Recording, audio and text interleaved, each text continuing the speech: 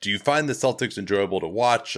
From Anders, he says, I think the criticism of watchability of the NBA is short-sighted, and I completely agree, in particular because you're basically just trading 2-point jumpers for 3-point jumpers. Like, I think even if you had to go back to it, if you just said teams taking jumpers, like do teams take as many jumpers in 1995 as the Celtics do now? They probably do. I actually think a 3 is more interesting.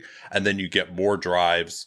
Certainly the pace as well of today's game is just way more interesting than it was back in the 90s when it was walk it up every time. And then like people just don't need to go back and watch those games. Like the sets were so boring, especially with the legal defense. Nate, is this the time that I should tell the brief version of that story of the time you and I watched an old game together? And so I didn't grow up watching basketball, and Nate, myself, and a few other people were watching a game, and it was in the 90s. I think it was a Knicks Bulls game. Yeah. And I hadn't watched it, and I'm just like, what is this garbage?